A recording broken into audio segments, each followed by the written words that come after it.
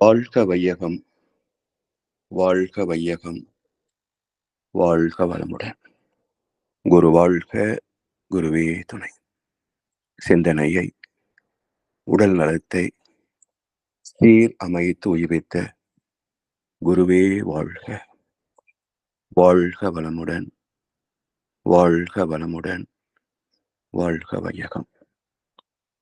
Canada sky yoga அறக்கட்டளையை சிறப்பாக நடத்தி வருகின்ற ஆன்மீக அன்பர்கள், குறிப்பாக பேராசிரியர் முனைவர் சிவசங்கர் ஐயா அவர்கள் மற்றும் இந்த சிறப்பு நிகழ்ச்சியில் கலந்து வருகின்ற அன்பர்கள் அனைவருக்கும் அருட்தந்தை வேதாத்திரி மகர்ஷி அவர்கள் சார்பாக வாழ்க வளமுடன் என்ற வாழ்த்துக்களையும் எனது அன்பு கலந்த பணிவான வணக்கத்தையும் சமர்ப்பித்து, குருவின் குரல் தொடர் சிந்தனையின் 37ஆம் பாகத்தில் கர்மயோகம் பற்றிய சிந்தனையை இன்றைக்கு துவங்குகின்றோம்.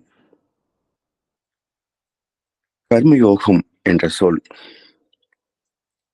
சில ஆயிரம் ஆண்டுகளுக்கு முன்பு பகவத்கீதையிலே அறிமுகமான ஒரு சொல். 43 ஸ்லோகங்களிலே 3வது அத்தியாயமாக சொல்லப்பட்ட தத்துவம். ஆனால் அங்கு சொல்லப்பட்ட கர்மயோக வாழ்க்கை நெறி இத்தனை ஆண்டுகள் ஆகியும் சமுதாயத்தில் பரவவே இல்லை என்றே சொல்லலாம். அது ஏதோ சொற்பொழிவு கேட்பதற்கே போதுமானது என்ற அளவிலே இந்திய மக்கள் அதை உயர்வாக வைத்திருக்கிறார்களே தவிர, அது ஒரு வாழ்க்கை நெறிமுறை என்பதையே அவர்கள் சிந்திக்கவில்லை. இந்த கர்மயோகம்தான் அனைத்து சிக்கல்களுக்கும் தீர்வான ஒரு வாழ்க்கை முறை என்பதனால் மகர்ஷி அவர்கள் அதை அறிவியலோடு இணைத்து, செயல் திட்டத்தையும் இணைத்து, மனவளக்கலை பயிற்சிகளாகவே அதை தந்திருக்கின்றார்கள். அத்தனை தத்துவங்கள், பயிற்சி முறைகள் அனைத்தும் எதை நோக்கி பயணிக்கின்றன என்று பார்க்கின்ற போது, ஒரு கர்மயோக வாழ்க்கையாக, ஒரு கர்ம யோகியாக நம்மை மாற்றுகின்ற ஒரு மந்திர சாவிதான் வேதத்திரியம். இதை மகர்ஷி அவர்கள் ஒரு கவியிலே சொல்கின்ற போது, இறைவா, நற்கர்மயோகம் உலக சமயம் என்ற எண்ணமதை என் உள்ளத்தை எழுப்பிவிட்டாய் அறிவேன். உறைவாய் என் உளத்து அறிவாய், உனக்கு என்னை தந்தேன். ஒரு சிறிய தொண்டனாக என்னை உலகுக்கு ஆக்கு. முறையாக தலைவர்களை, அறிஞர்களை இணைத்து முழு அளவில் மனித குலம் உணர்ந்து ஏற்கச் செய்வாய். மறைவாக மாந்தருள்ளே அறிவாக உள நீ மண்ணுலகில் மக்களிடம் பரவவிடல் வேண்டும் என்று மிக அற்புதமான ஒரு கவி. கர்மயோகத்தின் சாரமே இந்த கவியிலே அடங்கியிருப்பதை பார்க்கலாம். அதாவது எண்ணங்கள் 6 வகை: தேவை, பழக்கம், சூழ்நிலை, பிறர் மன தூண்டுதல், கருவமைப்பு, தெய்வீகம். இந்த தெய்வீக எண்ணம் எல்லோருக்கும் வருமா? வராது. மக்கள் நலம் நாடுகின்ற ஒரு தூய ஆத்மாவிலே தான் தெய்வீக எண்ணமே தோன்றும். அப்படி தோன்றிய எண்ணம் தான் கர்மயோகம் என்கிறார் மகர்ஷி அவர்கள். இறைவா, நற்கர்மயோகம் உலக சமயம் என்ற இதுல இன்னொரு சொல், 6 சமயங்கள்: சைவம், சாத்தம், கானபத்தியம், கௌமாரம், சௌரம், வைணவம் என்று 6 சமயங்கள். இவை எல்லாமே அஹ், பக்தி மார்க்கமாக வணக்கத்திற்குரிய மார்க்கமாகவே மாறிவிட்டது மட்டும் அல்ல, அதை இந்து சமயம் என்று ஒரு குறிப்பிட்ட எல்லைக்குள் ஒதுக்கிவிட்டார்கள். பிறகு கிறிஸ்தவ மதம், இஸ்லாம் மதம், பௌத்த மதம், ஜைன மதம் என்று நூற்றுக்கணக்கான மதங்கள் உலகத்திலே பரவிவிட்டன. இப்ப எல்லாவற்றிற்கும் இருக்கின்ற அடிப்படை குறை என்ன என்றால், மத நல்லிணக்கமே மக்கள் மத்தியிலே பரவலாக இல்லை. என் மதமே உயர்ந்தது என்ற ஒரு ஆணவம் எல்லோரிடத்திலேயும் இருக்கிறது. இது உள்ள வரைக்கும் கர்மயோகத்தை நாம் ஏற்கவே முடியாது, பின்பற்ற முடியாது. எனவே அடிப்படையில் எல்லா உயிர்களும் ஒரே மூலத்திலிருந்து வந்த தெய்வத்தின் திருவொளி வடிவங்களே என்ற கருத்துக்கு, பிரம்ம ஞானத்திற்கு வரணும். சித்தமெல்லாம் எனக்கு சிவமயமே என்று எல்லா ஜீவன்களையும் இறைவனின் திரு உருவங்களாகவே பார்க்கக்கூடிய பக்குவம் வரணும். அப்படிப்பட்ட பக்குவத்தை போதிப்பதற்குரிய ஒரு ஆன்மீகம், உலகளாவிய, உலகத்திற்கு பொதுவான ஒரு ஆன்மீகம் வேண்டும். அதுதான் உலக சமயம், உலக பொது அருளறி சமயம்.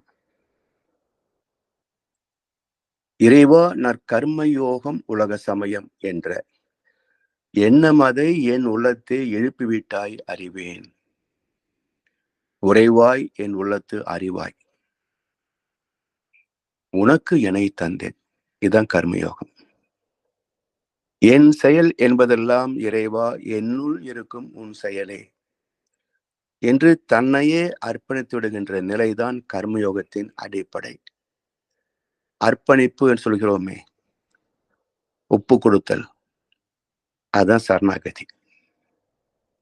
உண்மையான சரணாகதி எனக்கென்று எதுவுமே கிடையாது, எல்லாம் நீதான் என்பதுதான் சரணாகதியை தவிர அதற்கு வேறு பொருளே கிடையாது. அந்த பக்குவம் எப்போது வரும்? பற்றுகள் எல்லாம் நீங்கிய பிறகுதான் வரும். எல்லாமே இறைவனின் உடைமைகள் என்ற பொது உடைமை தத்துவம் எப்போது நமக்குள் ஏற்கப்படும் முழுமையாக என்றால், அனைத்தும் இறைவனே என்ற இயற்கை உண்மையை ஏற்றுக்கொள்ளாத வரைக்கும் பிரிவினைகளிலே இருந்து நாம் விலகவே முடியாது, தப்பவே முடியாது. எனவே கர்மயோகத்தின் வாழ்க்கையின் அடிப்படையே நம்மை இறைவனுக்கு அர்ப்பணித்து விடுவதே. நீ பார்த்து இந்த உடலை என்ன பயன்படுத்திக்கணுமோ பயன்படுத்திக்கோ. என்னுள் தோன்றுகின்ற ஒவ்வொரு எண்ணமும் உன்னுடைய எண்ணமாக இருக்க வேண்டும்.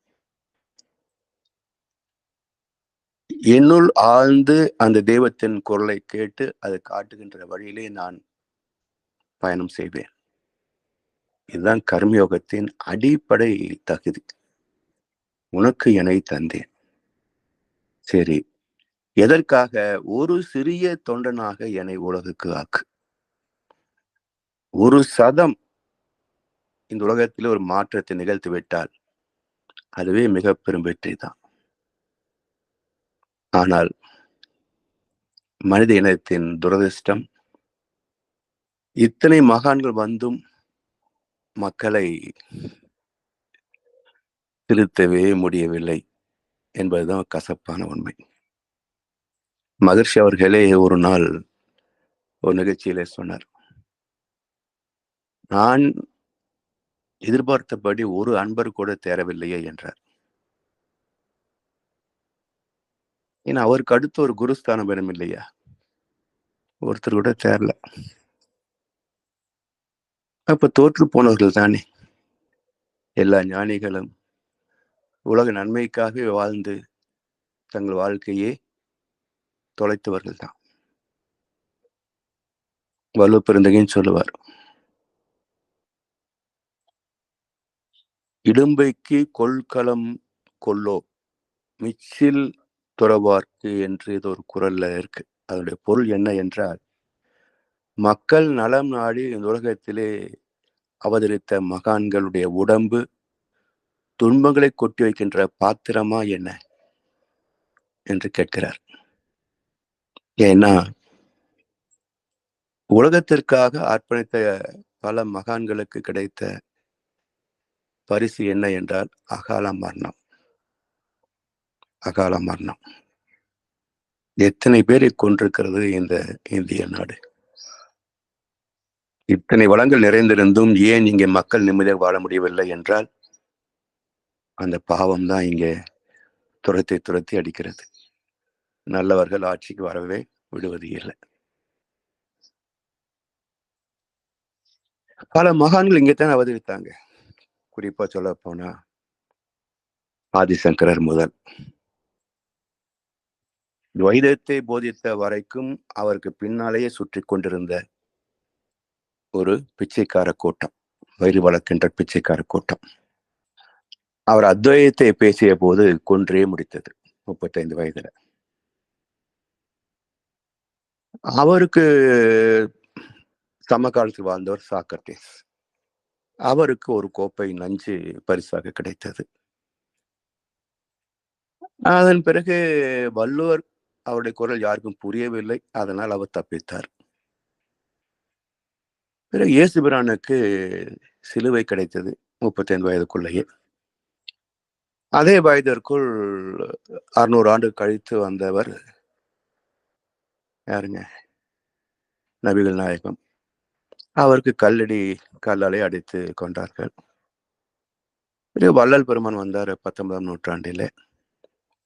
அவரையும் அறைக்குள் அடைத்து வைத்து அவருக்கு மோட்சத்தை தந்து விட்டார்கள். மகர்ஷி 20ஆம் நூற்றாண்டிலே வந்தார். இதெல்லாம் அவருக்கு தெரிந்ததுனால அவர் தன்னை காத்து கொண்டார். அவரை முடித்து வைப்பதற்கு ஒரு கூட்டம் முனைந்தது என்று மகர்ஷி ஒரு நிகழ்ச்சியில சொன்னார். இப்படி உலக திருத்தத்திற்காக அவதரித்த சில மகான்கள் இந்திய நாட்டிலேயே அகாலமாக முடித்து வைக்கப்பட்டார்கள். அதன் பாவத்தை தான் மக்கள் அனுபவிக்கிறார்கள்.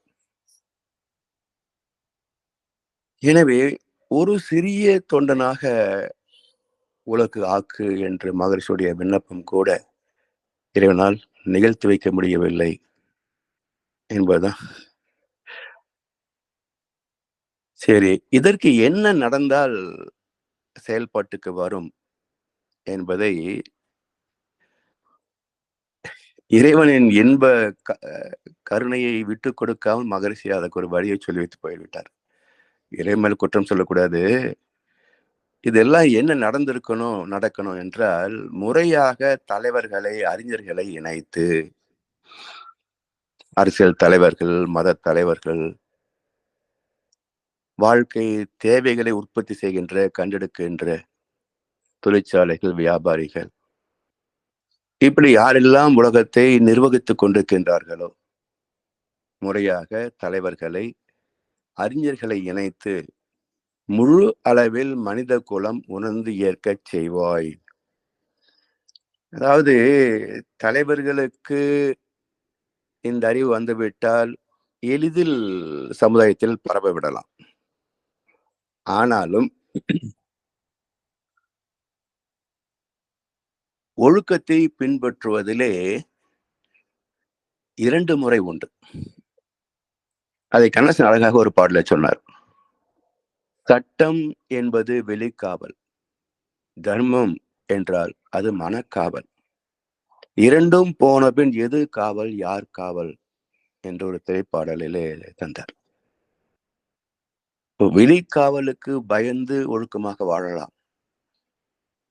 ஆனால் வாய்ப்பு கிடைத்தால் தவறிவிடும். தர்மம் என்பது மனக்காவல். வாய்ப்பு கிடைத்தாலும் தர்மம் தவறாது. ஆனால் உலகத்திலே 2மே இல்லை. தர்மத்திற்கும் பயப்படுவது இல்லை. சட்டத்திலேயும் உள்ள ஓட்டைகளை பயன்படுத்தி தவறுகளை துணிந்தே செய்கிறார்கள். இந்தியாவில் தவறுகளை துணிந்தே திட்டமிட்டு செய்கிறார்கள். சட்டத்தால் அவர்கள் ஒன்றும் செய்ய முடியவில்லை. சட்டம் திணறுகிறது இங்கே. அப்போ 2 வகையிலேயும் இங்கே தர்மம் பாதுகாக்கப்படவில்லை என்றால் இங்கே அதர்மமே தர்மமாகிவிட்டது. இன்றைய வாழ்க்கை முறை இங்கே அதர்மமே தர்மம். இங்கே ஏமாற்றுவதிலே தவறு கிடையாது. ஏமாந்து போவதற்கு வெட்கப்படக்கூடாது. முடிந்தால் நீ இன்னொருத்தனை ஏமாற்று. இதெல்லாம் இங்கே ஏற்றுக்கொள்ளப்பட்ட வாழ்க்கை முறை. எனவே உணர்ந்து ஏற்க வேண்டும். எப்படி உணர்வது? தெய்வ நீதி உணர்ந்தால்தான் தர்மம் புரியும். தர்மம் என்பது என்ன? தெய்வ நீதிக்கு ஒரு சொல் தான் தர்மம், அறம், ஒழுக்கம். தெய்வ நீதி அதற்கு பேர். இது தர்மம் என்று சொன்னதுக்கு பதிலாக தெய்வ நீதி என்று சொல்லியிருந்தால் ஒருவேளை மக்கள் மனதிலே பயம் வந்திருக்கலாம், இல்லையா? தர்மம் என்று சொல்வதற்கு பதிலாக தெய்வ நீதி என்றே சொல்லியிருந்தால் ஒருவேளை தெய்வத்திற்கு பயப்படக்கூடிய மனம் தர்மத்தை பின்பற்றி இருக்கலாம். எனவே உணர்ந்து ஏற்க வேண்டும். தவறு செய்தால் யாரோ பாதிக்கப்பட போவதில்லை. நாமோ நம்முடைய சந்ததிகளோ தான் பாதிக்கப்படுவார்கள். ஏனென்றால் தெய்வ நீதி மிக மிக துல்லியமானது. அது வணிகனின் தராசு அல்ல, நீதி தேவனின் தராசு. எனவே மக்கள் உணர்ந்தால்தான், அவர்களில் ஒருவன் தானே ஆட்சிக்கு வருகிறான், தொழிலுக்கு வருகிறான், கடவுள் பெயராலே தொண்டு செய்ய வருகிறான். அப்ப மக்கள் நல்லவர்களாகிவிட்டால் தலைவர்களும் நல்லவர்களாகத்தான் இருக்க முடியும். அதான் மகர்ஷி ஒரு கவியில சொல்வார்கள், வாழத் தெரியாதோர் வாழ்கின்ற நாட்டில் ஆளத் தெரியாதோர் ஆட்சியே நடைபெறும். கோழை, கயவர், கொலைஞர், தடியர்கள், ஏழைகள், நோயுற்றோர் எங்குமே காட்சியாம். தெருவுக்கு ஒரு மருத்துவமனை. ஒவ்வொரு மருத்துவமனைக்குள்ளும் நூற்றுக்கணக்கான நோயாளிகள், ஏழைகள், நோயுற்றோர் எங்குமே காட்சியாம். எனவே இதை யார் செய்ய முடியும்? சட்டம் போட்டு மாற்ற முடியாது. ஒழுக்கத்தை போதித்தும் யாரும் மாறவில்லை. இது யார் செய்ய முடியும் என்றால் நீதான். எல்லாவற்றையும் இயக்குகின்ற இறைவா, நீ தான் இதை செய்யணும். நான் என்ன செய்ய முடியும் என்றார் மகரிஷி. ஏன்னா எல்லாமாக எல்லோருக்குள்ளும் மறைந்திருப்பவன் நீதானே. மறைவாக மாந்தருளே அறிவாக உள நீ. அந்த அறிவுதான் இதை அறிய முடியும். ஏன்? அறியும் திறன் அறிவுக்கு மட்டும்தானே உண்டு. அப்ப ஒவ்வொரு ஜீவனுக்குள்ளும் அறிவு இருப்பதனால் அந்த அறிவு எழுச்சி பெற்று அனைத்தையும் ஆராய்ந்து புரிந்து கொள்ள வேண்டும். அதற்கு துணையாக எந்த ஞானியாவது முன் வந்தால் அவரை மதித்து அவருடைய கருத்துக்களை, பயிற்சிகளை ஏற்க வேண்டும். கிடைக்கவில்லையா, அவர்கள் விட்டு சென்ற அனுபவங்கள், தத்துவ நூல்கள், அவற்றை படித்தாவது தன்னை திருத்திக் கொள்ள வேண்டும். அப்ப மறைவாக மாந்தருள்ளே அறிவாக உள்ள நீ மண் உலகில் மக்களிடம் பரவவிடல் வேண்டும். அது என்ன மண் உலகில் மக்களிடம்? இந்த பூமியிலே தர்மத்தை மீறுகின்ற ஒரே ஜீவ இன மனிதன் மட்டும்தான். இந்த மனிதன் செய்கின்ற கேட்மறுத்தனங்கள் எந்த ஜீவனுக்காக தெரியுமா? பாருங்களேன். 5 வரைக்கும் கிட்டத்தட்ட 82 லட்சம் ஜீவராசிகள் வாழ்கின்றன. எந்த ஜீவனுக்கும் அரசியல் கிடையாது, கடவுள் கிடையாது. வயிற்றுப்பாடு, இனவிருத்தி 2 தேவைதான். பாதுகாப்பு, பராமரிப்பு, இனவிருத்தி, இவ்வளவுதான். அதுக்கு இறைவன் கொடுத்திருக்கிறான். அதை பயன் கொண்டு அது வாழ்ந்து முடிந்து போகின்றன.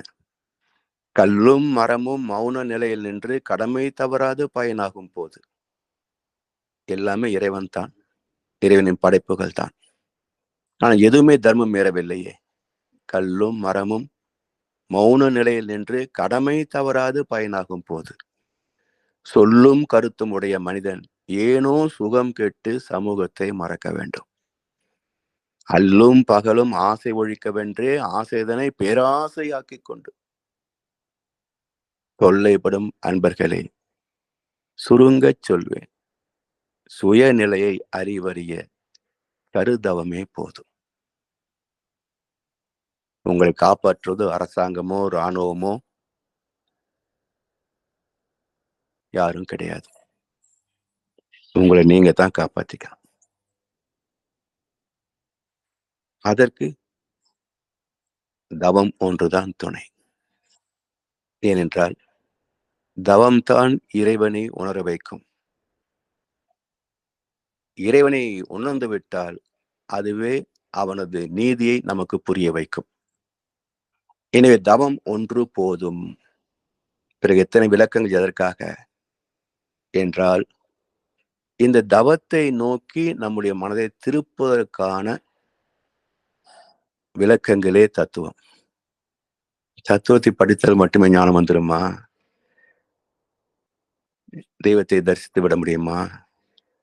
இல்லை.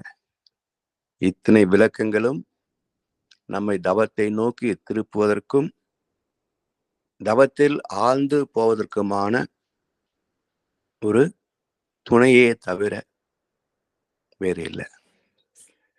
எனவே 8 வரிகளிலே இவ்வளவு அற்புதமான கருத்துக்கள் எல்லாம் திணித்து வைத்திருக்கின்றார் மகர்ஷி அவர்கள். எனவே நமக்குள் இருக்கின்ற அறிவு அது எப்போதும் நம்மை கை தூக்கி விடத்தான் தயாராக இருக்கிறது. ஆனால் அந்த சிந்தனை திறனை எல்லாம் சிறைப்படுத்திய கயவர்கள் முக்கியமாக நம்பர் 1 கடவுளை வைத்து பிழைக்கின்ற ஒரு பிச்சைக்கார கூட்டம், கடவுளை வைத்து வயிறு வளர்க்கின்ற கூட்டம். 2வது அரசியல், மக்களுக்காக உழைக்கிறேன் என்று சொல்லி வந்து மக்களையே கொள்ளடிக்கின்ற கொள்ளைக்கார கூட்டம். 3வது தேவையற்ற பொருள் பல பெருக்கி வாழ்வில் தேவைகளை பெருக்கி துன்பங்களை விற்பவர்கள், தொழில்துறையாளர்கள். நோய்களை விற்பவர்கள் இந்த பேக்கரின்னு சொல்கின்றோமே, மைதா மாவு வைத்துக் கொண்டு சுவையான உணவுகளை தயாரிக்கின்ற பேக்கரி, அடுமனை. பல வகையான இனிப்புகள், காரங்கள் என்று சொல்லி மக்களிடத்திலே நோய்களை விற்பனை செய்பவர்கள். So sweet stalls and bakery are sellers of the diseases.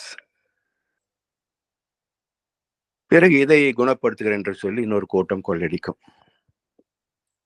இப்படி ஒரு கொள்ளை கூட்டத்துக்கு மத்தியிலே தான் ஒரு நல்லவனின் வாழ்க்கை நலிந்து கொண்டிருக்கிறது. இந்த உலகத்திலே நல்லவர் வாழ்வது அவள் எளிது கிடையாதுங்க. அளப்பரிய பொறுமையும் சகிப்புத்தன்மையும் இருந்தால் மட்டுமே இந்த உலகத்தில் இறப்பு வரைக்கும் இருந்து போக முடியும். இல்லை என்றால் இளைஞனாக இருந்தால் தீவிரவாதி ஆவான், முதியவனாக இருந்தால் பைத்தியமாவான். இதுதான் இன்றைய உலகத்தினுடைய நல்லவருடைய நிலைமை.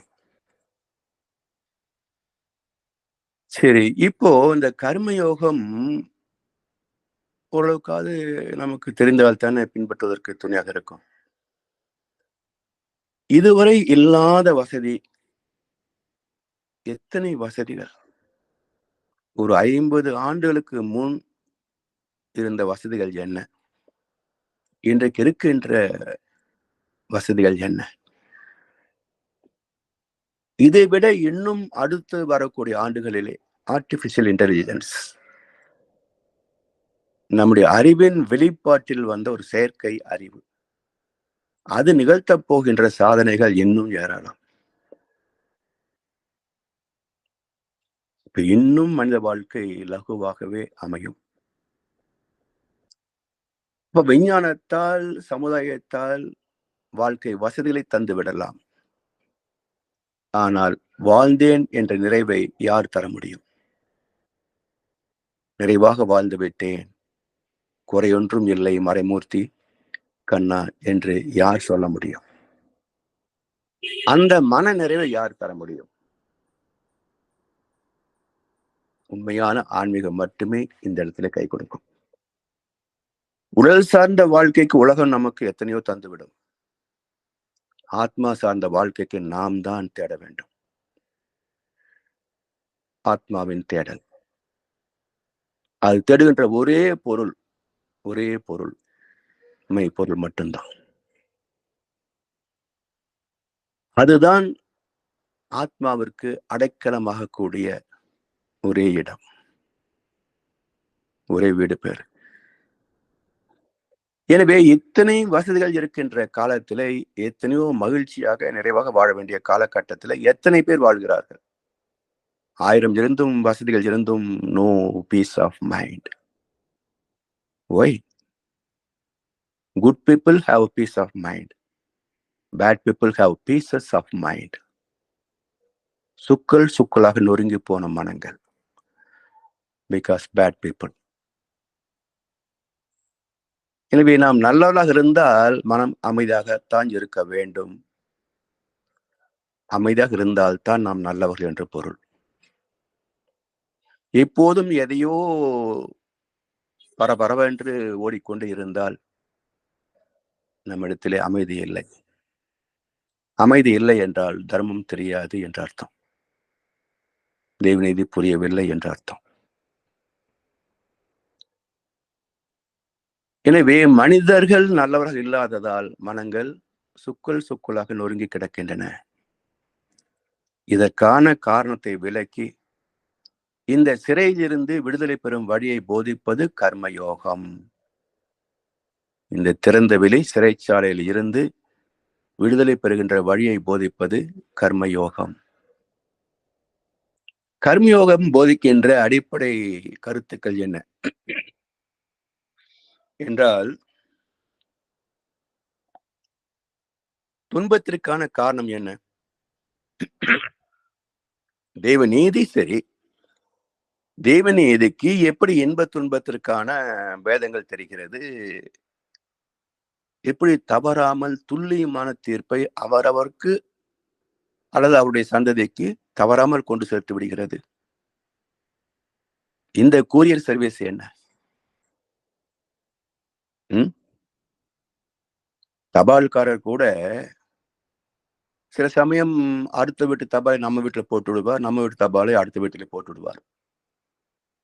அப்படி ஏதாவது ராங் டெலிவரி உண்டா இறைவனுடைய போஸ்ட் ஆபீஸ்ல என்றால், இறைவன் மிக துல்லியமான தபால்காரன்.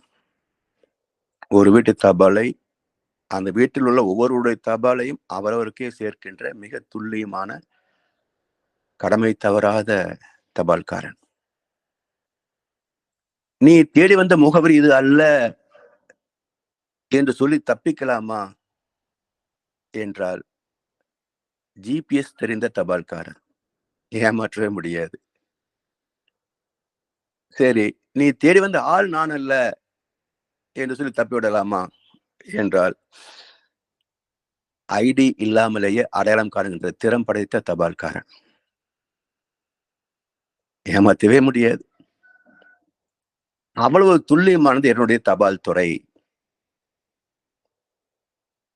அடையாளம் மாறாது, முகவரி மாறாது, அவரவருக்கு உரிய கர்ம பலன்களின் விளைவை துல்லியமாக விநியோகம் செய்யக்கூடிய தபால்காரன். வந்த தபாலிலே சுப செய்தியும் இருக்கலாம், துக்க செய்தியும் இருக்கலாம்.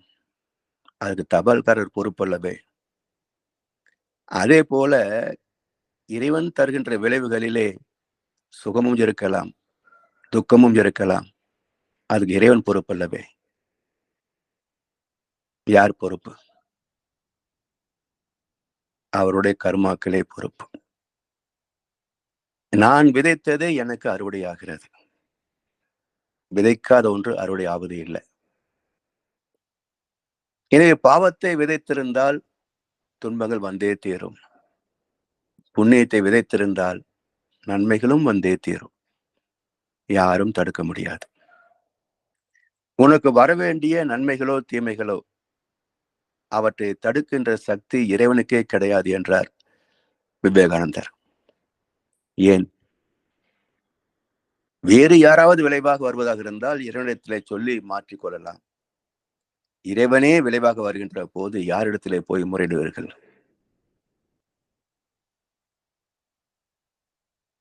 மேல்முறையீட்டுக்கு அனுமதியே கிடையாதுங்க. எனவே அந்த பாவத்திற்கான காரணிகள் என்ன? கர்மயோகத்தின் முதல் அம்சமே துன்பத்தை நீக்குவதுதான். அப்ப துன்பத்திற்கான காரணங்கள் என்ன? யார் யார் காரணம்? நான் சந்திக்கின்ற நோய்களுக்கும் பிரச்சனைகளுக்கும் வறுமைக்கும் வேலையின்மைக்கும் முறையற்ற சந்ததிக்கும் யார் காரணம்? அடுத்தவனா? ஆண்டவனா? அவரவர் கர்ம வினைகள் தான். அதற்கான காரணிகள் என்ன என்பது மகர்ஷி ஒரு கவியில சொல்றாங்க. தன்முனைப்பு 6 குணம் பஞ்சமகா பாவம்.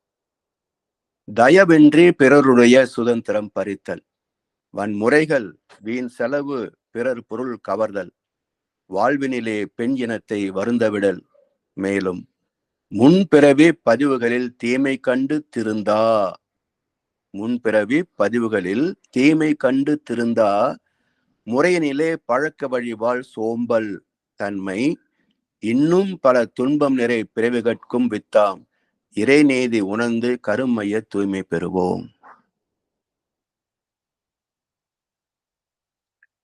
இவ்வளவு காரணங்கள் நம்ம பண்றோம் பாருங்க. நாம் சந்திக்கின்ற எல்லா துன்பங்களுக்கும் மொத்தமா ஒரே கவியில் தந்து விட்டார். இவ்வளவு பாவத்தினை செய்கிறாய். தன் முனைப்பு. எது தன் முனைப்பு? முனைப்பு இல்லை என்றால் ஒரு செயலை செய்யவே முடியாதுங்க. முனைப்பு இல்லாமல் ஒரு செயலை செய்யவே முடியாது. இதை செய்யலாம் என்ற எண்ணம் தோன்றினால் தானே செய்ய முடியும். அடப்போ யார் செய்யறது என்றால் எப்படி செய்ய முடியும்? அப்ப முனைப்பு இன்றி முளையே வெளிவராதுங்க. விதையை விதைக்கிறோம் மண்ணுக்குள்ள. அந்த விதைக்குள் இருக்கின்ற முனைப்பு தானே முளை விட்டு மேல வருது. முனைப்பு இல்லை என்றால் முளை விடுவது எப்படி? அந்த முனைப்புக்கு நன்முனைப்பு என்று பெயர். அந்த முனைப்புக்கு நன்முனைப்பு என்று பெயர். வார்த்தையே சொல்லிவிட்டது. அது தனக்கோ பிறருக்கோ தற்காலத்திலேயோ பிற்காலத்திலேயோ உடலுக்கோ மனதுக்கோ நன்மையை தரக்கூடிய முனைப்பு நன்முனைப்பு. தன்முனைப்பு எங்கே பிறக்கிறது? நன்முனைப்பே போதும். வாழ்க்கையை வெற்றிகரமாக வாழ்ந்து முடிப்பதற்கு நன்முனைப்பே போதும். பிறகு தன்முனைப்பு என்பது என்ன? எங்கே பிறந்தது? ஏன் பிறந்தது? எதற்காக என்றால் இந்த கணிதத்திலே பாசிட்டிவ் நெகட்டிவ் என்று 2 குறியீடுகள் உண்டு அல்லவா? இப்போ 2 குறியீடுகள், ஒன்று ஒரு கிடைக்கோடு, ஒரு நேர்கோடு, இன்னொன்றில் கிடைக்கோடு மட்டும். அது நெகட்டிவ் என்று சொல்கின்றோம். இப்போ பாசிட்டிவ் என்ற குறியீட்டிலே அந்த நேர்கோட்டை நீக்கிவிட்டால் மிச்சம் என்ன? நெகட்டிவ் தானே. அப்ப பாசிட்டிவ்க்குள் நெகட்டிவ் மறைந்திருக்கிறது. நன்முனைப்புக்குள் தன்முனைப்பு மறைந்திருக்கிறது. எப்படி? நான் விவசாயம் செய்கிறேன். விதைத்து விவசாயம் செய்கிறேன். எதற்காக? நான் ஒருவன் விவசாயம் செய்தால் பல பேருக்கு உணவளிக்க முடியும். அப்போ பல பேருக்கு நான் தான் சோறு போடுகிறேன் என்ற தன்முனைப்பு உள்ள இருக்கா இல்லையா? இதை நீக்கிவிட முடியுமா என்றால், கிடைக்கோடு இல்லாமல் நேர்கோடு மட்டுமே இருக்கின்ற இடம், ஈர்ப்பு விலக்குதல் என்ற இருமை இல்லாமல் ஈர்ப்பு மட்டுமே இருக்கின்ற ஒரே இடம், இறைவன். இறைவனோடு இணைந்து விட்டால் நெகட்டிவே கிடையாது. Only positive. ஏகாந்தம். காந்தம் அல்ல, ஏகாந்தம். காந்தம் என்றால் 2 கூறுகள், அட்ராக்டிவ் அண்ட் ரிபல்சிவ் ஃபோர்சஸ். காந்தத்தின் ஒரு கூறு ஏக், காந்தம், ஏகாந்தம், ஈர்ப்பு மட்டுமே, நோ ரிபல்சன். எனவே இறைவனோடு கலந்தால் அன்றே தன்முனைப்பை நீக்க முடியாது. சற்று விலகினாலும் ஆணவம் முளைத்துவிடும். அதுதான் ஏற்கனவே நான் சொல்லியிருக்கிறேன். மாரியம்மன், தண்டு மாரியம்மன், கருமாரியம்மன், கோணியம்மன். மாரியம்மன் காலடியில 3 அரக்கத்தலைகள் இருக்கும். ஆணவம், கண்மம், மாயை. தண்டு மாரியம்மன் காலடியிலே ஒரு அரக்கன் படுத்திருப்பான், ஆணவம். கருமாரியம்மனுக்கு உடம்பே கிடையாது, தலை மட்டும்தான். எனவே ஆணவமும் கிடையாது.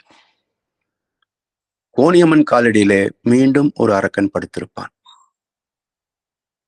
அப்போ ஆணவம், கண்மம், மாயை என்ற 3 தீய குணங்களில் இருந்து மாற்றி பிறக்கின்ற ஆன்மீகத்திலே கால் வைத்த பிறகு, விளக்கத்தின் மூலமாக, பயிற்சிகளின் மூலமாக மாயை விலகி பாவத்தை நீக்கி கொண்டாலும், அதாவது ஆகாமிய பாவங்கள், செய்ய போகின்ற பாவங்களை தவிர்த்து விட்டாலும் ஆணவம் அங்கேதான் இருக்கும்.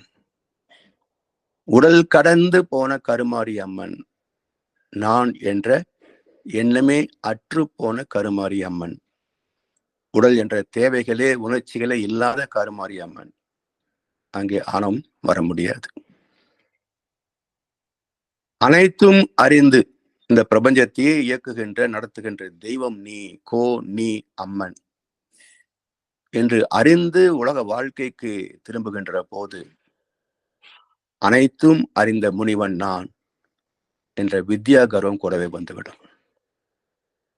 அப்ப அந்த வித்யா கர்வத்தோடு எப்படி வாழ்வது என்ற தத்துவத்தை போதிப்பது கோணியம்மன் வடிவம்.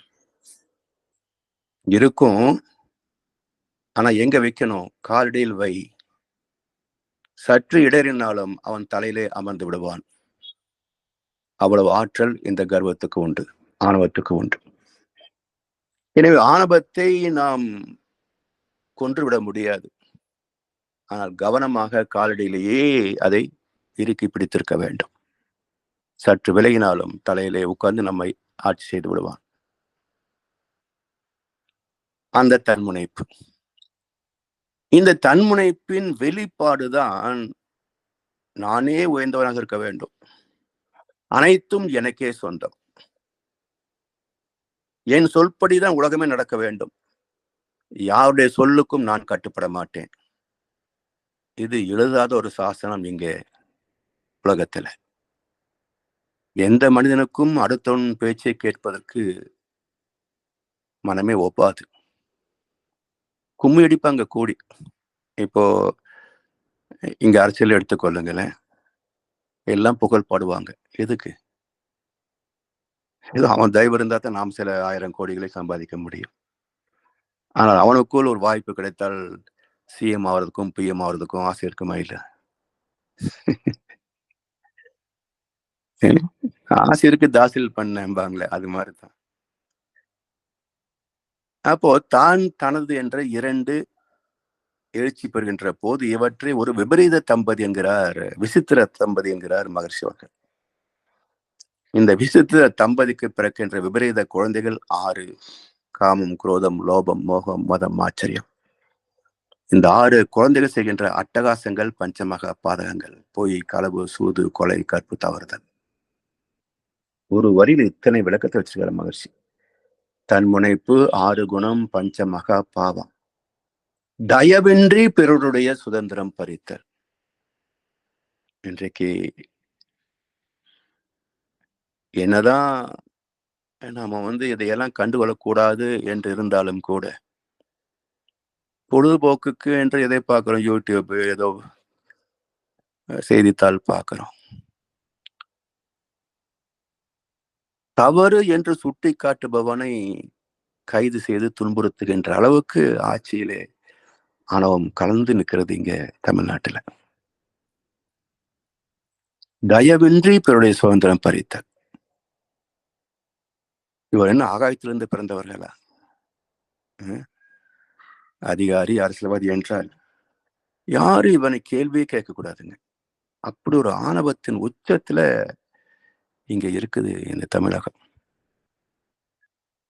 தயவின்றி பிறருடைய சுதந்திரம் பறித்தல், வன்முறைகள், ஏழ்மை, வீண் செலவு, பிறர் பொருள் கவர்தல். ஒவ்வொருத்தனும் ஆயிரக்கணக்கான கோடிகள் வச்சிருக்கிறானுங்க. இன்னும் ஆசையே தீரல.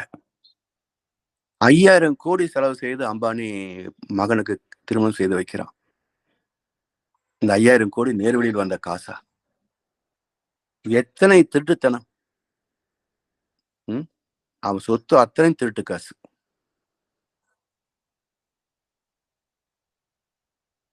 பிறர் பொருள் கவர்தல், வீண் செலவு, வாழ்வினிலே பெண் இனத்தை வருந்த விடல். இது சர்வசாதாரணமா நடந்துட்டு இருக்கு ஒவ்வொரு வீட்டுக்குள்ளேயும். அது கோபத்திலே தொடங்கி சுடு சொற்களிலே வளர்ந்து அடிதடியிலே விரிவு பெற்று கொலையிலே முடியும். இப்படி பெண் இனத்தை வருத்துகின்ற நிலை குடும்பத்திலே தொடங்கி சமுதாயம் வரைக்கும், உலகம் வரைக்கும் இருக்கு. மேலும் முன்பிறவி பதிவுகளில் தீமை கண்டு திருந்தா. இது வெட்கப்பட வேண்டிய ஒரு விஷயம். முன்பிறவி பதிவுகளில் நமக்கு ஏண்டா கஷ்டம் வருது? யார் காரணம்? யாருக்கு நான் தீங்கு செய்தேன் இறைவா? நாட்டில் யார் குடியை நான் கெடுத்தேன் இறைவா? ஊருக்கு நான் என்ன செய்தேன் இறைவா? யோசிச்சு பார்க்கணும் இல்லையா? ஏன் எனக்கு இந்த கஷ்டம் வந்தது என்று சிந்தித்து பார்க்காமல் அதை பூசாரி தீர்த்து வைப்பான், சோதரன் தீர்த்து வைப்பான், இல்லை அவன் இவன் தீர்த்து வைப்பான் என்று சொல்லி குறுக்கு வழியில் போகிறானே தவிர தன் வினை தன்னை சுடுகிறது என்ற அறிவே இங்க வரவில்லையே. இப்ப முன்பிறவி பதிவுகளில் பித்ரு தோஷம் இது. அதுக்கு வேற அர்த்தம் சொல்லி மக்களை ஏமாத்தி அது பக்கம் வியாபாரம் கொடி கட்டி பறக்குதுங்க. பித்ரு என்றால் முன்னோர்கள், தோஷம் என்றால் பாவங்கள். முன்னோர் செய்த பாவங்கள் நம் தலையில் விழுது பாருங்க, அது பித்ரு தோஷம். புண்ணியம் செய்திருக்க மாட்டாங்களா? இருக்கு பித்ரு புண்ணியம், அது நமக்கு நன்மை செய்கிறது. பித்ரு தோஷம் பிளஸ் பித்ரு புண்ணியம் ஈக்குவல் டு சஞ்சித கர்மா. தெளிவா புரிஞ்சுக்கணும். முன்னோர் செய்த பாவங்களும் புண்ணியங்களும் சேர்ந்ததே சஞ்சித கர்மா, முன்வினை.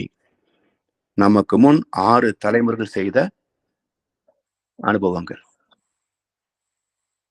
அதன் விளைவாக, தோஷத்தின் விளைவாகத்தான் நான் துன்பத்தை சந்திக்கிறேன். அப்போ நான் செய்யக்கூடிய தோஷங்கள் என் சந்ததியை தாக்கும், என் குழந்தைகளை வருத்தும் என்பதை புரிந்து கொண்டு திரித்துக் கொள்ள வேண்டாமா? நாம கஷ்டப்படுறோம், சரி, நம்ம சந்ததிகள் கஷ்டப்படணும் யாரா விரும்புகிறோமா? நான் எவ்வளவு கஷ்டப்பட்டாலும் பரவாயில்லைங்க, என் குழந்தை நல்லா இருக்கணும். இதைத்தானே ஒவ்வொரு பெற்றோரும் விரும்புகிறார்கள். அப்போ எதை நீ சேர்த்து வைக்க வேண்டும்? பணத்தையா, தங்கத்தையா, 10 வீடுகளையா, இல்ல 100 ஏக்கர் நிலத்தையா? எதை சேர்த்து வைத்தால் சந்ததி சுகமாக இருக்கும்? புண்ணியத்தை சேர்த்து வை.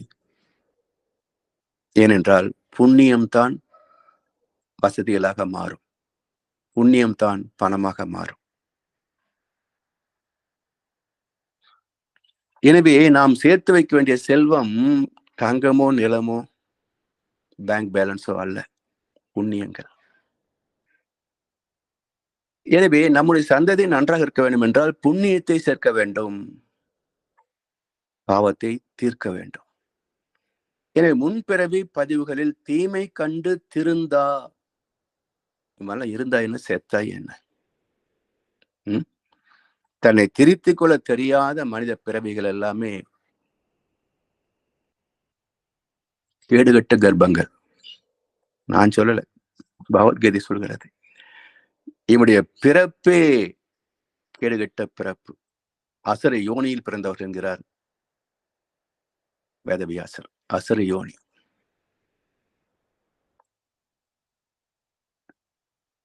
இப்படிப்பட்ட ஜென்மங்கள் இருந்தா என்ன செத்தா என்ன என்று வள்ளுவர் கேட்கிறார். செவியின் சுவை உணரா வாய் உணர்வின் மாக்கள் அவியினும் வாழினும் ஏன். இப்படிப்பட்ட ஜென்மங்கள் இருந்தா என்ன செத்தா என்ன. அதனால்தான் இன்றைக்கு நடக்கின்ற இயற்கை சீர்த்தங்களால் சாகின்ற மக்கள் எனக்கு அவங்க மேல அணு அளவும் கரிசனமே கிடையாது. யூ டிசர்வ் ஃபாதர், சேர்த்து தோலை. நான் என்ன புண்ணியமா நினைக்காதீங்க, எனக்கும் வரலாம். I welcome it. எனவே இயற்கை விதி அதை புரிந்து கொண்டு முடிந்த அளவுக்காவது நம்மை திருத்திக் கொள்ளக்கூடிய ஒரு ஆர்வம், ஒரு எழுச்சி, முனைப்பு வரணும். முன்பிறவி பதிவுகளில் தீமை கண்டு திருந்தா முறையிலே பழக்க வழிவாழ் சோம்பல் தன்மை. காலையில் உடற்பயிற்சி பண்ணணும், காயல் பண்ணணும், அப்புறம் பண்ணிக்கலாம், போ நாளைக்கு பண்ணிக்கலாம், அடுத்த வாரம் அப்புறம் கரெக்டா பண்ணிடலாம், அடுத்த மாசம் இல்ல புத்தாண்டு, இப்படி தள்ளி போட்டு கொண்டே போகிறார்களே தவிர இன்றைக்கு துணிந்து நல்லதை செய்வேன், இப்போது இல்லாவிட்டால் எப்போது என்று நல்லவற்றை இப்போதே துவங்குகின்ற. அதாவது தேடி தேடி புண்ணியத்தை செய்ய வேண்டும் என்று சொல்வார் வள்ளுவர் ஒரு குறட்பால். நீயாக மனம் விரும்பி தேடி நல்லதை செய், அப்போ அந்த பழக்கம் மாறி போகும். தீமை கண்டு திருந்தா முறையினிலே பழக்க வழிவாழ் சோம்பல் தன்மை இன்னும் பல துன்பம் நிறை பிறவிகட்கும் வித்தாம். இன்னும் பல துன்பம் நிறை. இன்னும் பல துன்பம் என்ன? Cyber crimes. எங்கேயோ உட்கார்ந்து கொண்டு உலகத்தில் இருக்கின்ற அத்தனை பேரை ஏமாத்தி பணம் சம்பாதிக்கிறான் பாருங்க. அதே போல யூடியூப், வாட்ஸ்அப், ஃபேஸ்புக், இன்டர்நெட், எத்தனை பாவத்தை பதிவேற்றம் செய்கிறார்கள். நோக்கம் என்ன? காசு வந்தா போதும், காசு வந்தா போதும். காசு என்ற சொல்லின் பொருள் குற்றம், பாவம். அது பணம் என்ற மட்டும் நினைக்காதீங்க. காசு என்ற சொல் என்றால் குறுக்கு சம்பாதிக்கின்ற பணம், சைபர் கிரைம்ஸ். இப்படி எத்தனை வகையான பாவங்கள் என்று உலகத்துல லிஸ்ட் போட்டு முடிக்க முடியாதுங்க. புதிது புதா கண்டெடுக்கிறாங்க. எப்படி மக்களை ஏமாற்றுவது என்பதில் புதிய புதிய கண்டெடுப்புகள். இப்படி இன்னும் பல துன்பம் நிறை பிறவிகட்கும் வித்தாம். அடுத்து வரக்கூடிய சந்ததிகள் எல்லாம் இவங்க பாவத்தை சேர்த்து வச்சுட்டு போறானுங்க. ஒவ்வொரு அரசியல்வாதியும் ஒவ்வொரு கடவுள் பேரால் வயிறு வளர்க்கின்றவனும் ஒவ்வொரு செல்வந்தனும் அடுத்த சந்ததிக்கு பாவத்தை தான் சேர்த்து வைக்கிறார்கள். ஏன் என்றால் பாவம் இல்லைன்னு வச்சுக்கோங்க, தொடங்கப்பட்ட ஒரு தொழில் மாறவே மாறாதுங்க. அந்த நிறுவனம் தொடர்ந்து வளர்ந்து கொண்டேதான் இருக்கணும். அதுதான் விதி. மாற்றங்கள் நிகழலாம். இப்போ அந்த பெரிய கருப்பு பாக்ஸ் டெலிபோன் அது விட்டு கொண்டிருந்த காலம், இன்றைக்கு செல்போன், நாளைக்கு ஏஐ வருகின்ற போது ஏதோ சின்ன ஒரு சிப் மாதிரி இருக்கலாம். இப்படி பொருட்களுடைய தன்மைகள், டெக்னாலஜி மாறிக்கொண்டே போகலாம். ஆனால் தொழில் ஒன்றுதானே, உற்பத்தி செய்வது, விநியோகம் செய்வது. அது எப்படி நசிந்து போக முடியும்? எனவே 2-3 தலைமுறைகளில் ஒரு தொழில் நசிந்து போகிறது என்றாலே அது பாவத்தின் விளைவு என்பதை செல்வந்தர்கள் புரிந்து கொள்ள வேண்டும். 5-6 தலைமுறைகளாக செல்வந்தனாக இருந்தவன் யாரும் இருக்காங்களா பாருங்க. 5-6 தலைமுறைகளாக அரசியலிலே இருந்தவர்கள் யாரும் இருக்கிறாங்களா பாருங்க. 3 தலைமுறைகளிலே முடிவுக்கு வந்துவிடும். இதுதான் தெய்வ நீதி. எனவே தெய்வத்தை பின்பற்றினால் மட்டுமே என்றைக்கும் நிலைத்திருக்கலாம் தெய்வம் போல. தொழிலாகட்டும், பதவியாகட்டும் என்றைக்கும் நிலைத்திருக்கலாம். பாவத்தை சேர்த்து விட்டால் 3 தலைமுறைகளுக்குள் காணாமல் போகும். 4வது தலைமுறைக்கு ஒண்ணுமே இருக்காதுங்க. நடைமுறை ஆராய்ச்சி பண்ணி பாருங்க. பேரை சொன்னால் அரசியல் அது இதுன்னு சொல்லுவாங்க. எல்லாருக்கும் தெரிஞ்ச விஷயங்கள் தானே. சிந்திச்சு பாருங்க 4வது தலைமுறை என்னாச்சுன்னு. எனவே இன்னும் பல துன்பம் நிறைய பிறவிகட்கும் வித்தாம் இறைநீதி உணர்ந்து கருமைய தூய்மை பெறுவோம். ஒழுக்கம் எப்போ பிறக்கும் என்றால் தெய்வத்தை அறிந்தால் மட்டுமே, அல்லது தெய்வத்தை அறிந்த உண்மையான ஒரு மகானின் சொல் கேட்டால் மட்டுமே ஒழுக்கம் வரும். இங்கே மதவாதிகளே வியாபாரிகளா இருக்கிறாங்களே, அவன் எப்படி ஒழுக்கத்தை போதிப்பான்? கர்ப்பகிரகத்தில் பணிபுரிபவர்களே ஆசைகளின் கைதிகளாக இருக்கிறாங்க. அவனுக்கு பண தேவை ஏராளம். அவன் எப்படி நமக்கு தர்மத்தை போதிப்பான்? ஊடகங்கள், பத்திரிகைகள் எல்லாத்துக்கும் காசுதான் வேணும். அவன் எப்படி தர்மத்தை போதிப்பான்? தர்மத்தை தேடித்தான் கண்டெடுக்க வேண்டும். உண்மையான குருவை தேடித்தான் கண்டெடுக்க வேண்டும். இல்ல குரு தானா வந்து சேர்வதற்கு நம்ம இடத்துல புண்ணியம் இருக்க வேண்டும். அப்பதான் நல்ல குரு கிடைப்பார். நல்ல பயிற்சிகள் நமக்கு கிடைக்கும். அந்த பயிற்சிகளை செய்து பக்குவம் பெற வேண்டும் என்ற ஆர்வம் நமக்கு பிறக்கும். அனுபவங்கள் கிடைக்கும். பக்குவம் கிடைக்கும். எனவே கருமையம் ஆத்ம தூய்மை பெற்றால்தான் நாமும் நம் சந்ததிகளும் நிறைவாக வாழ முடியும். ஏனென்றால் வாழ வேண்டும் என்று எண்ணி நாம் வந்ததில்லை. நான் கேட்டு தாய் தந்தை படைத்தாரா? இல்லை என் பிள்ளை என கேட்டு பிறந்தானா? ரெண்டுமே நம்ம கையில இல்லை. எனினும் பிறந்து விட்டோம். என்ன உலகம் இது? நான் போறேன், தற்கொலை பண்ணிக்கிறேன். இது இயற்கை நீதி அல்லவே. வாழ வேண்டும் உலகில் ஆயுள் உள்ள மட்டும். எப்படி? வாழ்ந்தோரின் அனுபவத்தை தொடர்ந்து பற்றி. நமக்கு முன்னாடி எப்படி வாழ்ந்தாங்க? அயோக்கியத்தனம் பண்ணுனா அவன் சந்ததியே பிச்சை எடுத்துட்டு இருக்குது, கஷ்டப்படுது. ஏழையா இருந்தா தர்மம் தவறல, அவன் குழந்தைங்க இன்னைக்கு வசதியா வளமாக வாழ்ந்துட்டு இருக்குது. அப்போ வினை பதிவு ஆத்மாவுடைய தரம். நல்ல ஆத்மாக்களுக்கு நல்ல சந்ததிகள், நல்ல வாழ்க்கை. துர் ஆத்மாக்களுக்கு துன்பங்களே வாழ்க்கை. எனவே தீதும் நன்றும் பிறர் தரவாரா.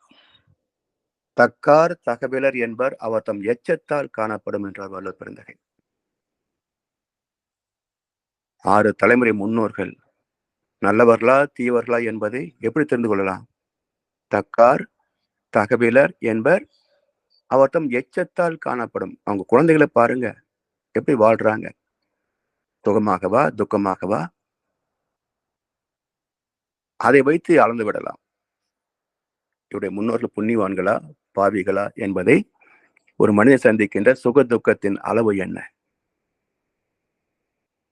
யோசிக்கணும். சில பேரு வாழ்நாள் முழுவதும் கஷ்டப்பட்டுட்டே இருப்பாங்க. இந்த கீழ்த்தட்டு மக்களை பார்க்கிறேன். இந்த துப்புரவு பணியாளர்கள் இங்க கோயம்புத்தூர்ல ஒரு குடும்பத்தில் 4 பேரும் துப்புரவு பணியாளர்கள். ஆளுக்கு 25,000 ரூபாய் சம்பளம் குறைந்தபட்சம். 1 லட்சம் ரூபாய் வருமானம் 4 பேருக்கு. ஆனால் வாழ்க்கை என்ன? ஏன் இவர்கள் முன்னேறவே இல்லை? அதுவே நடுத்தர குடும்பத்திலே கஷ்டப்பட்டு படிக்கிறான், வேலைக்கு போறான். 20,000 ரூபாய் சம்பாதிச்சாலே பெரிய சம்பளமா இருக்கு. எல்லோருக்கும் கிரீமி லேயர்ல 1 லட்சம் 2 லட்சம் சம்பளம் கிடைக்காதுங்க. பெரும்பாலும் 20,000 30,000 சம்பாதிக்கிறாங்க. அவனுடைய ஸ்டாண்டர்ட் ஆஃப் லிவிங், அவனுடைய வாழ்க்கை தரம், அவனுடைய பிஹேவியர் இந்த 1 லட்சம் உள்ளவனுக்கு ஏன் வரல? தலைமுறைகளாக குப்பை வாரிட்டே தான் இருக்கிறாங்க. மேன்மைக்கு வரவே இல்லை. இதுபோல் எத்தனை மக்கள் கீழ்த்தட்டு பெருகிக்கிட்டே போகுது. ஏன்? கீழ்த்தட்டுக்கு தர வேண்டியது இலவசங்கள் அல்ல, தர்ம போதனைகள். நீ இப்படி இருக்கிறதுக்கு காரணம் தர்மத்தை பின்பற்றவில்லை, முற்றிலும் புறக்கணித்து விட்டாய். அதனால் தலைமுறைகளாக நீ பிச்சை எடுத்துக் கொண்டே இருக்கிறாய், கஷ்டப்பட்டு கொண்டே இருக்கிறாய். உனக்கு வேண்டிய இலவச பொருள் அல்ல, தர்ம போதனைகள். இதுதான் ஒரு அரசாங்கம் மக்களுக்கு செய்ய வேண்டிய கடமைங்க. எனவே தெய்வ நீதி புரியாமல் ஒழுக்கம், அறம், தர்மம் மதிக்கவே மாட்டோம்.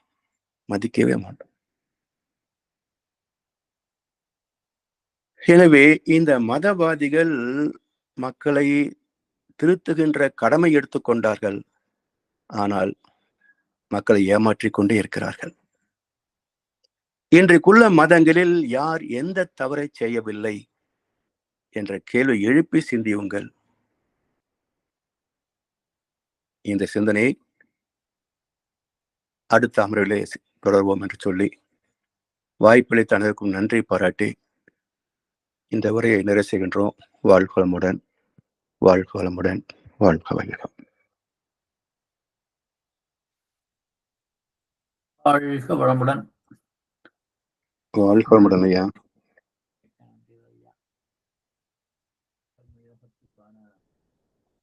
அறிமுகம் ஐயா, நீண்ட அறிமுகம் இன்னும் தொடரும். நன்றிகள் ஐயா. வாழ்க வளமுடன் ஐயா. இப்பொழுது அன்பர்களுடைய கேள்விப்பதில் பகுதிக்கு செல்வோம்.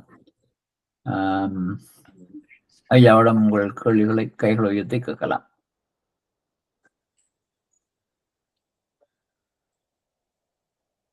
ஐயா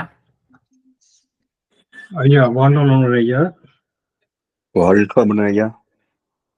இரண்டாவது ஐயா, நீங்கள் இன்றைக்கு இந்த கர்மயுகத்தை பற்றி தியரியையும் வழியாக வழங்கப்படுத்தி பிராக்டிக்கலாக நடைமுறையில என்ன நடக்கின்றதையும் விளங்கப்படுத்தி அப்படி கொண்டு போறீங்க என்று சொல்லி சொன்னால், ஆரம்பிக்கும் போது நீங்க தொடர்ந்துக்கும் பொழுது இந்த நல்லவர்கள், அதாவது சோக்ரதீஸ் பற்றி சொன்னீங்கள். மற்றது ஆதிசங்கரர். ஆமாய்யா, அப்படிதான் சொல்லி கொண்டு போய் அவர்களுக்கு கடைசியில கிடைச்சது அகால மரணம் அப்படின்னு சொல்லி கொண்டு போனீங்க. அதுபோல என்று சொன்னீங்க மாறி சொன்னது, அவர் ஒரு வார்த்தை சொன்னார் சொன்னா எதிர்பார்த்தபடி ஒரு அன்பர்கள் கூட வரவில்லை, அதை மாறி சொன்னார். இப்படி எல்லாம் பார்த்து கொண்டு போகும் பொழுது ஐயா பேருந்து ஒரு இடத்துல சொன்னீங்கன்னு சொன்னால், இப்படிலாம் சொல்லி கொண்டு போய் இந்த கொள்ள கூட்டத்தின் மத்தியில் நல்லவனின் வாழ்க்கை நடந்து கொண்டிருக்கு அப்படி ஒரு கருத்து சொன்னீங்க. அதிப்பிரவன் சொன்னீங்கன்னு சொன்னால், இதுக்குள்ள இந்த முறையில இளையவர்கள் தீவிரவாதியாக மாறக்கூடிய சந்தர்ப்பமும், முதியவர்கள் பைத்தியக்காரர்களாக மாறக்கூடிய அப்படியும் இருக்கு. இல்லை, அதான் உண்மையா. அதுக்கத்தான் என்ன சொல்லி எல்லாத்தையும் பார்க்கும்போது ஐயா பைத்தியம் பிடிச்ச மாதிரி தான்.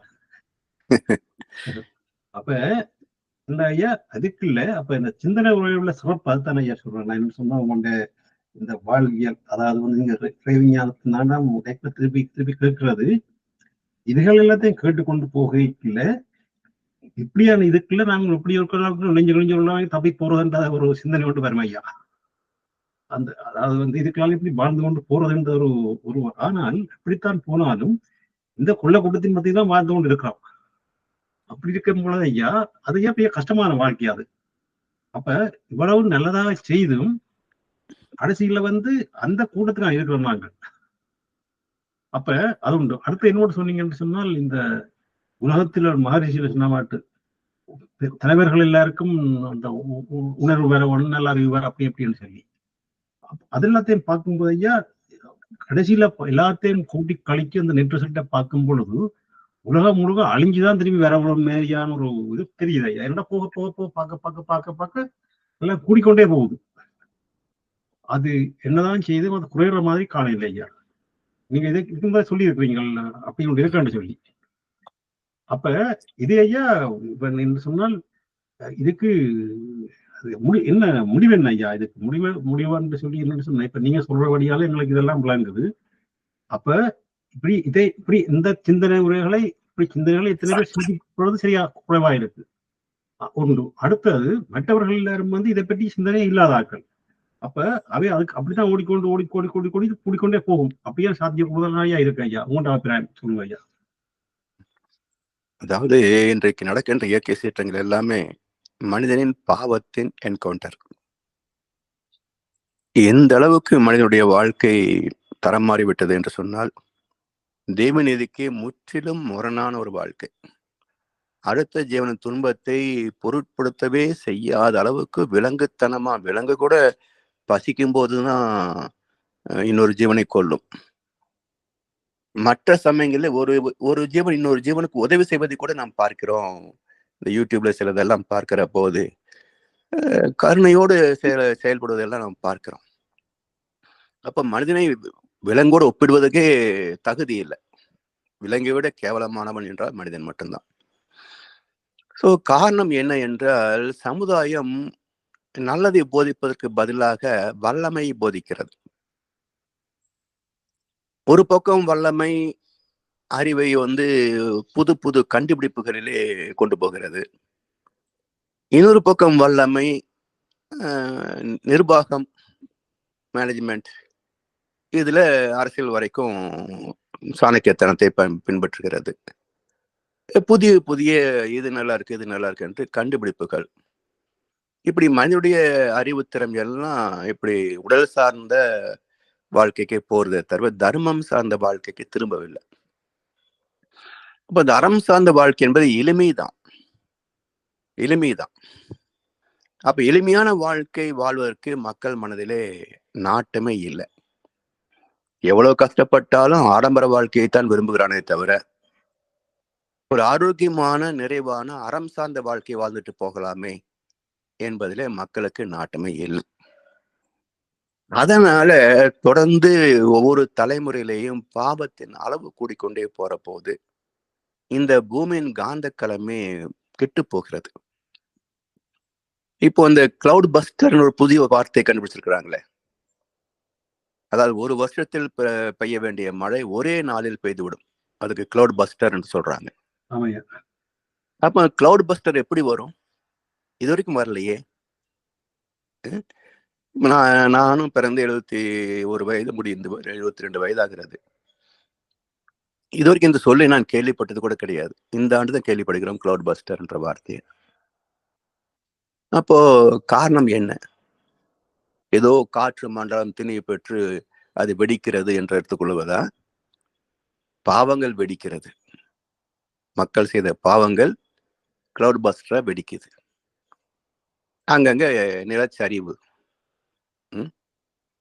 யாருக்கு தெரியும்? இந்த பூமி நடுங்குமா குலுங்குமா கரையுமான்னு யாருக்கு தெரியும்? இதுவரைக்கும் இருந்த வயநாடு தானே, இல்லைங்களா? இது வரைக்கும் மேடாத்தான் இருந்தது, மழையாத்தான் இருந்தது. கரைந்து போனது இப்பதானே. இன்னைக்கு கரைமன்னு யார் கண்டுபிடிக்க முடியும்?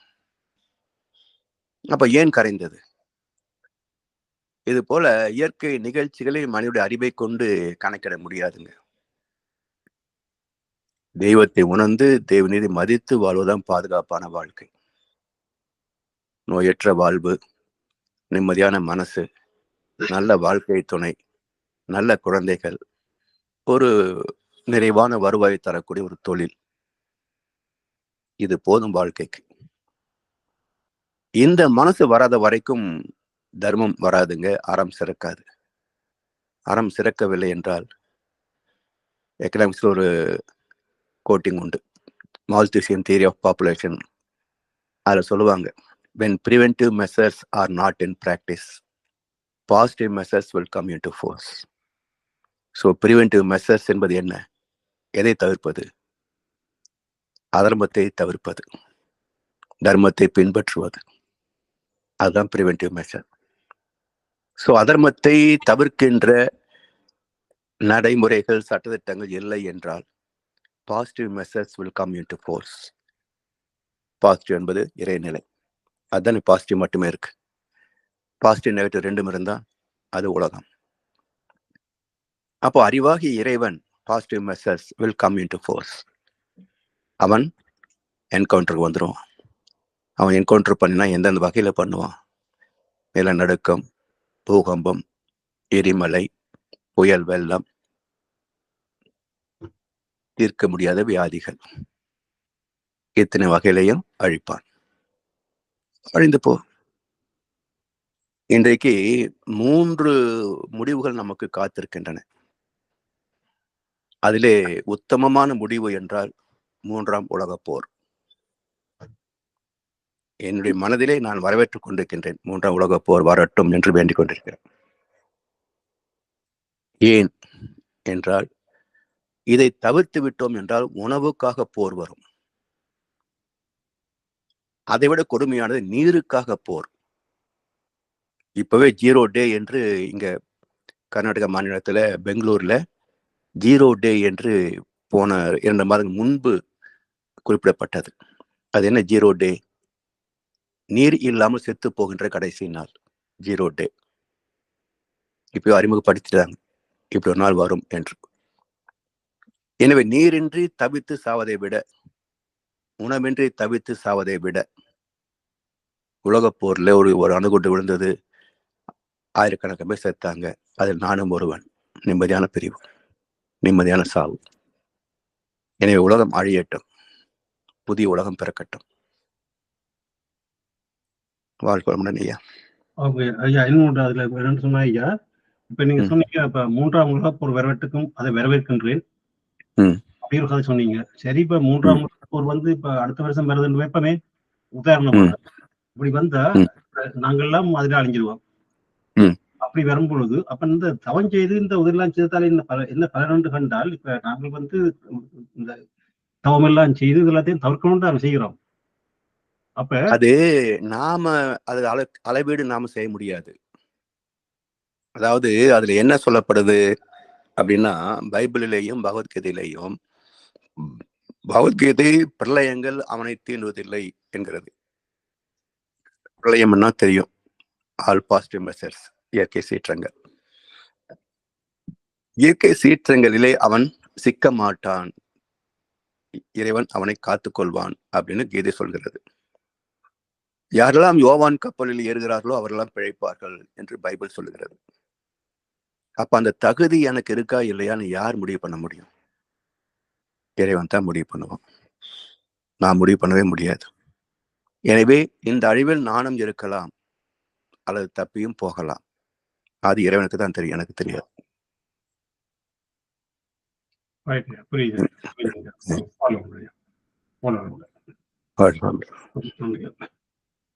வாழ்க வளமுடன். ஜனாயா, நீங்கள் கையெழுத்தினீங்க, இப்ப இந்த இறக்கிட்டீங்க. ஐயா வாழ்க வளமுடன். நான் என்ன கேட்க நினைச்சனோ அதை தனா ஐயா இன்னொரு விதமா கேட்டுட்டார். எடுத்துட்டேன்னா இப்படிதான் உலக போர் அழிஞ்சா அதுக்கு பிறகு உயிர்களுக்கு என்ன ஆகும் என்றதுதான் என் கேள்வியை. மீண்டும் மீண்டும் ஆதிவாசி தான். ஏன்னா அணுகுண்டு வீசப்பட்டது என்று சொன்னா எல்லாமே அழிந்து போயிடும், எல்லாமே அழிந்து போகும். ஆமா, மிச்சம் மீது உள்ள மனிதர்கள் எங்க இருப்பாங்க? காடுகளா தான் இருப்பாங்க. அப்போ உங்களுக்கு எந்த வளர்ச்சியும் இருக்காது, வசதியும் இருக்காது. மீண்டும் உணவை தேடி ஓடுகின்ற நாடோடி கோட்டமாகத்தான் மீண்டும் மனித வாழ்க்கை துவங்கும். இது நிகழ்ந்திருக்கிறது என்பதற்கு உதாரணம் என்னன்னு பாத்தீங்கன்னா, இந்த புதைப்பொருள் ஆராய்ச்சி, ஆர்கியாலஜிக்கல் டிபார்ட்மெண்ட், எந்த இடத்திலையும் பூமிக்கு கீழே நகரங்கள் நிர்மாணிக்கப்படுவது இல்லை. இப்போ கனடால எடுத்தீங்கன்னா ஒரு போர்க்காலத்துல குகை தோண்டினாங்க. அதுதான் இப்போ வந்து உங்களுக்கு ரயில்வே ட்ராக் ஃபுல்லா பாத்தீங்கன்னா மான்ட்ரியல்ல அண்டர் கிரவுண்ட் ட்ராக் தான் இருக்கு, இப்போ ரயில்வேஸ் எல்லாமே. ஆனா மக்கள் மேலதான் வாழ்ந்துட்டு இருக்கிறோம். அப்ப புதைப்பொருள் ஆராய்ச்சி பார்க்கிற போது அன்றைக்கு பயன்படுத்திய பாத்திரங்கள் அல்லது மனித எலும்புக்கூடுகள் அல்லது வந்து ஏதோ ஒரு நாணயம், இப்படி எல்லாமே பூமிக்கு கீழே தான் கிடைக்குது. அப்படி என்றால் ஏற்கனவே ஒரு பிரளயம் வந்து உலகம் அழிந்திருக்கிறது. எத்தனை பிரளயம் வந்தது நமக்கு தெரியாது. ஆதி மனிதனிலே தொடங்கி இன்று வரைக்கும் ஒரு தொடர் வாழ்ந்து கொண்டிருக்கிறோம். இதனுடைய நீட்சி எவ்வளவு நமக்கு தெரியாது. நீங்க ஆர்கியாலஜி வச்சு யோசிச்சு பார்த்தீங்கன்னா ஏற்கனவே பிரளயங்கள் மக்களை கொண்டிருக்கிறது. அது போன்ற பிரளயம் எப்போ வேணா வரலாம். மனிதன் எப்பவுமே தெய்வமாக வாழவில்லை என்பதுதான் அர்த்தமாகுதுங்க. எப்பவுமே மனிதன் ஆசையில சிக்கிதான் வாழ்ந்திருக்கிறான். சோ இது ஜீவனங்களின் வாழ்க்கை எப்படித்தானோ அதான். அதான் ரெண்டு வாழ்க்கை இருக்குங்க. ஒன்று அறம் சார்ந்து, இன்னொன்று அறம் புறக்கணித்து. சார்ந்தவர்கள் எண்ணிக்கை விட புறக்கணித்து எண்ணிக்கை அதிகமாக இருந்திருக்கிறது என்பதுதான் ஒரு வரலாற்று உண்மையாக தெரியுது. ஏன்னா எந்த காலகட்டத்திலும் மனிதர்கள் நல்லவர்களாகவே வாழ்ந்ததாக, ஒரு சமுதாயமே நல்லவராக இருந்ததாக சரித்திரமே நமக்கு செய்தி இல்லை. எல்லா அரக்கர்கள் தேவர்கள் தான் தொடங்கி இருக்கிறாங்க. சோ அப்படியே இருந்திருக்குது. எந்த காலகட்டத்திலும் 100க்கு 100 புண்ணியவன்களாக வாழ்ந்ததாக நமக்கு சரித்திர செய்தியே இல்லை. இனி வருமா என்னும் தெரியல. ஸோ நம்முடைய சிற்றை வைத்துக் கொண்டு நம்ம எத்தனை கண்டுபிடிக்க முடியும்? ஏதோ நடப்பது நடக்கட்டும். ஆனா நடப்பது சரியா இல்லையான்னு மட்டும் தெரியுது நமக்கு. நடப்பது தர்மமா இல்லையான்றது மட்டும் நமக்கு தெளிவா தெரியுது. அப்போ அதர்மங்கள் அழிகின்ற போது நாம தவத்துல உலகத்தை காப்பாற்றலாம், வாழ்த்தலாம்னு சொன்னா இது அகேன்ஸ்ட் த காட் இல்லைங்களா? அது செய்யக்கூடாது.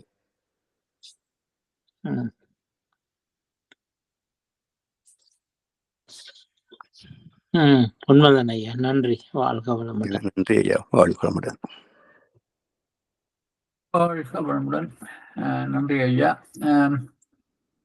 இந்த இவர்களுடைய கேள்விக்கு நீங்கள் பதில் சொல்லுகின்ற போது எனக்கு ஒரு சிந்தனை ஏற்பட்டது ஐயா. நான் என்னுடைய பெற்றோரை நினைத்து பார்த்தேன். அவரை போன்ற பலர்கள் ஏதோ தங்களால் இயன்றதை வாழ்களை செய்கிற வேலையை செய்து தங்களால் பிள்ளைகளுக்கு செய்யக்கூடியதை செய்து போயிருக்கின்றார்கள். இவ்வாறு ஒரு நடுத்தர குடும்பங்கள் என்ற ஒரு பகுதி இருக்குத்தானே ஐயா. அவர்கள் இந்த கொள்ளையடிப்பு, மோசடி இதுகள் இல்லாமல் தங்களுடைய அவர் வாழ்க்கையில் இல்லைங்கய்யா. அது நடுத்தர குடும்பம் என்பது பொருள் ரீதியாக, உடல் ரீதியாக, ஆத்ம ரீதியாக, தத்துவ ரீதியாக அவர்களும் கீழ்த்தட்டுதான்.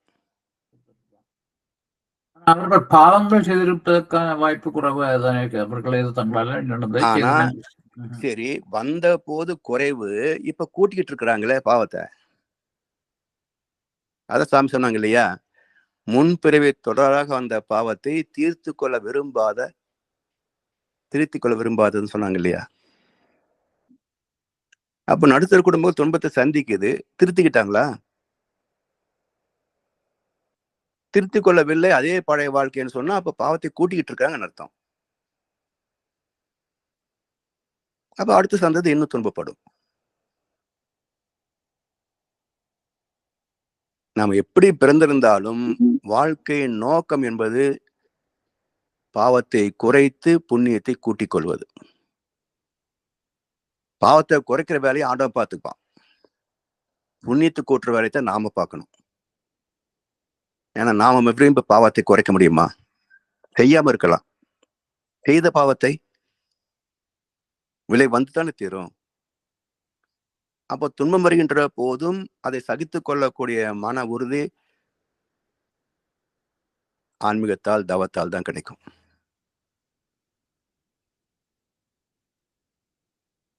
அப்படி புதிதாக குப்பையை சேர்த்து கொள்ளாமலும், இறைவன் குப்பைகளை நீக்குவதற்கு துன்பத்தை தருகின்ற போது சகித்துக் கொள்வதும், அறம் சார்ந்தே வாழ்வதும், இதுதான் ஒவ்வொரு பிறவியின் வாழ்க்கை முறை. இது எந்த காலத்துக்கும் பொருந்தக்கூடிய வாழ்க்கை முறை. சரிங்களா?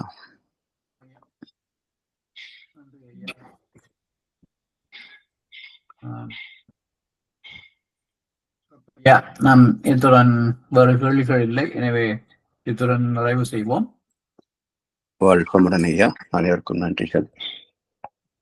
இதுவரை நேரமும் கர்மயோகம் பற்றிய இந்த தெளிவான சிந்தனையை எமக்கு தந்து எங்களுடைய கேள்விகளுக்கு தெளிவான விளக்கத்தையும் தந்த பேராசிரியர் பழனிசாமி ஐயாவுக்கு நாம் நன்றி கூறுவதோடு ஐயாவுக்கு வாழ்த்து தெரிவிப்போம். பேராசிரியர் பழனிசாமி ஐயா வாழ்க வளமுடன். அவரது உடல் நலம், மனவளம், பொருளாதார வளம், வாழ்க வளமுடன். அவர்தம் அன்பு குடும்பம் வாழ்க வளமுடன். ராத்திரிய தொண்டு வாழ்க வளமுடன்.